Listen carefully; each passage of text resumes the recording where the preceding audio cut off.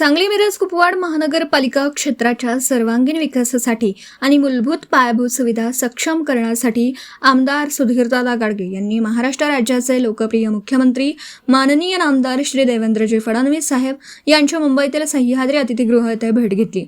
या भेटीदरम्यान शहराच्या दृष्टीने अत्यंत काळीच्या असलेल्या पाणी पुरवठा आणि सांडपाणी व्यवस्थापनाच्या प्रश्नांवर सविस्तर चर्चा करण्यात आली।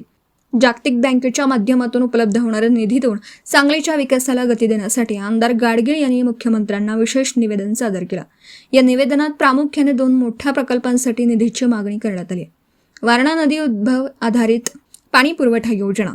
सांगली शहराच्या भविष्यातील पाण्याची गरज लक्षात घेता वारणा नदीवरून पाणी उपलब्ध करून देणाऱ्या योजनेसाठी सुमारे 454 कोटी रुपयांच्या निधीची मागणी करण्यात आली। शेरी नाला व मलशुद्धीकरण प्रकल्प। शेरी नाला व खारभागातील उंच मलशुद्धीकरण केंद्र उभारणे आणि इतर अनुषंगिक कामांसाठी सुमारे 53.50 कोटी रुपयांच्या निधीची आवश्यकता असल्याचं आमदार गाडगे यांनी अधोरेखित केलं। सांगली मिरज कुपवाड शहराचा दीर्घकालीन विकास साधण्यासाठी वारणा पाणीपुरवठा योजना आणि शेरी नाल्यांचा प्रश्न मार्गी लागणं अत्यंत आवश्यक आहे।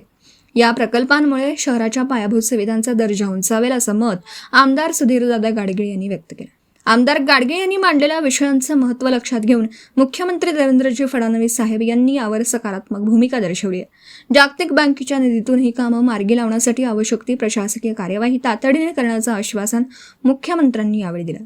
या भेटीमुळे सांगलीच्या प्रलंबित विकास कामांना आता मोठी गती मिळण्याची शक्यता निर्माण झाली असून शहरवासियांकडून याबद्दल समाधान व्यक्त केलं जात आहे। पत्रकार राजेंद्र शिंदे, झी न्यूज।